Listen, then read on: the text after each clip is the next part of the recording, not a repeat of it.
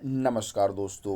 मैं हूं आपका दोस्त इंजीनियर अभिषेक सिंह और आप देख रहे हैं सिविल इंजीनियरिंग सपोर्ट। दोस्तों, आज जिस साइट पे मैं आया हूं वहां पे G+3 का काम चल रहा है, लेकिन दोस्तों एक बहुत ही कॉमन मिस्टेक्स, दोस्तों घर छोटा हो या बड़ा हो, टेक्निकल टर्म तो वही रहते हैं, तरीका तो कम और बेश वही रहता है दोस्तों। लेकिन यहाँ पे इतने बड़े प्रोजेक्ट होने के बावजूद भी एक बहुत ही छोटा सा दोस्तों मिस्टेक किया गया है, और जिसका खामियाजा आने वाले दिनों में दोस्तों भुगतना पड़ सकता है। वो क्या है दोस्तों, चलिए मैं आपको इस वीडियो के माध्यम से बताता हूँ। आप देख रहे हैं दोस्तों एक पिलर है, ढाला हुआ है नीचे में, और उसमें सरिया दोस्तों ऊपर की तरफ आ रही है, ये तो आपको दिख ही रहा होगा।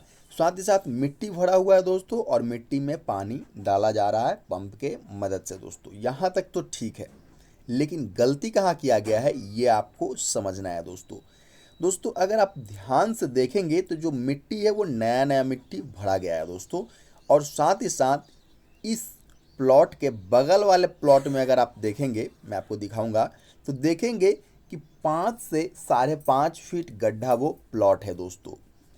ये देखिए बगल में आपको दिख रहा होगा ना, एक गड्ढा सा प्लॉट है। आप देखेंगे चारों तरफ दोस्तों बहुत गड्ढा गड्ढा प्लॉट है, और इसमें दोस्तों मिट्टी भरा गया। आप इस तरह से देखिए कितना गड्ढा है, वो देखिए कितना गड्ढा दोस्तों है, और उतना ही गड्ढा ये भी ज़मीन था।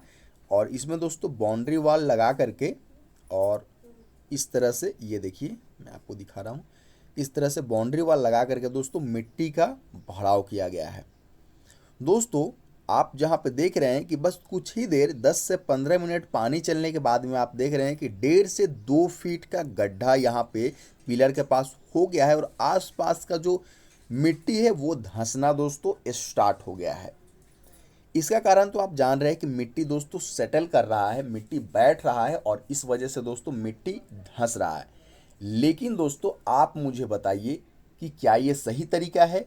बिल्कुल नहीं दोस्तों, ये बहुत ही गलत तरीका है दोस्तों। मैंने आपको पहले ही बता दिया था कि आपको दोस्तों 10 इंच 1 फीट से ज़्यादा मिट्टी का लेयर एक बार में नहीं देना है दोस्तों।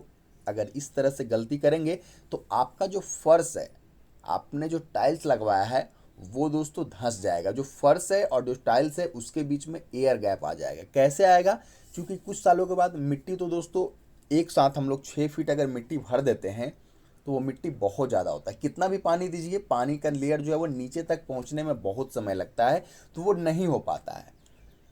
इस तरह से क्या होता है कि धीरे धीरे मिट्टी मिट्टी का तो अपना नेचुरल वे में है कि वो सेटलमेंट करेगा ही, धीरे धीरे सेटल होगा, नीचे धंसते जाएगा मिट्टी। लेकिन जो हम लोग टाइल्स लगाया है वो तो नीचे की तरफ नहीं धंस रहा है, तो क्या होगा कि जो हमारा फर्श है और जो टाइल्स है उसके बीच में एयर आ जाएगा, हवा आ जाएगा, गैप हो जाएगा, आवाज़ करने लगेगा तो आपका टाइल्स, और जब भी हम उस पर पैर रखेंगे तो वो क्या होगा, धंस जाएगा, वो क्रैक कर जाएगा। उस स्थिति में हम लोगों को क्या करना पड़ता है कि हम लोगों को पूरा टाइल्स उखड़वाना पड़ता है, और साथ में फिर से दोस्तों हमको मिट्टी को कंप्रेस करके फिर से दोस्तों फ्लोरिंग वगैरह फिर से करना पड़ता है। दोहरा तेहरा दोस्तों खर्चा आता है।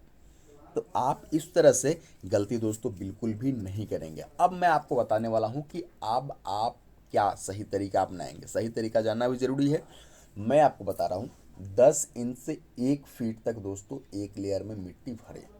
घर में आपका मिट्टी भरना है तो अगर आप मैन्युअली करवा रहे हैं तो 1 फीट ऊंचा तक दोस्तों मिट्टी पूरे घर में भरवाइए, फिर ज़बरदस्त उसमें पानी दीजिए।